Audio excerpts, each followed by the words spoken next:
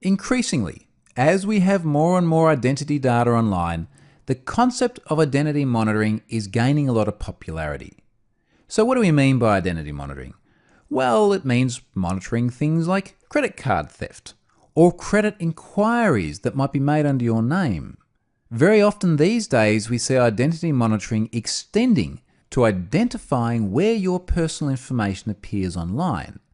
So think about the digital footprints that we leave behind us. Increasingly, companies are providing services that help you monitor your personal exposure. Now, from a social engineering perspective, this is really important because very often we're talking about things like identity theft. And identity theft is something that can be picked up by a lot of identity monitoring services. So what do I mean by identity monitoring services? Well, I mean companies like these. These four are perfect examples of modern identity protection providers. MyLife, LifeLock and Inflection are all US-based companies, and Vita is an Aussie one. There are many other examples both in the US and Australia, and many, many more examples that operate globally. But certainly a provider operating in your jurisdiction is pretty key because it does tend to be a very geo-specific service. Now, whilst these services all operate in slightly different ways, they all have the express intention of looking for your exposure online so that if your identity is stolen and used for malicious purposes, these guys will get in touch with you. Now, it's not just in cases of identity theft. They don't always know when certain activity is legitimate versus malicious.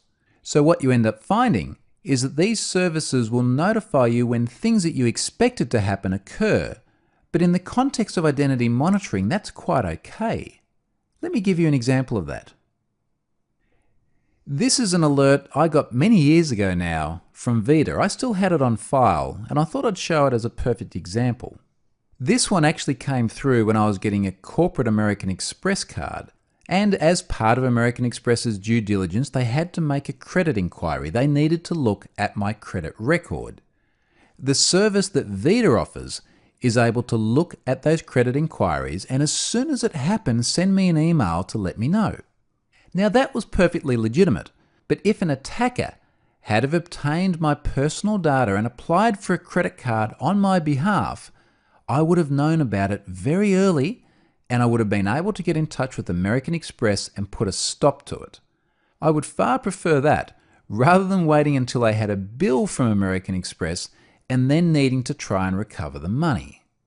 You do pay for identity monitoring services, usually not very much, but they do come with a cost. Curiously, after many large data breaches, when customers have their personal information exposed, impacted companies do often provide free identity monitoring, or sometimes called credit monitoring, to the impacted victims because they are now at an elevated risk of identity theft. I choose to proactively pay for that sort of monitoring.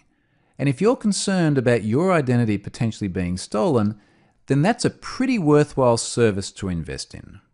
Let's now move on to the final clip of the course, and I want to talk about conditioning the humans.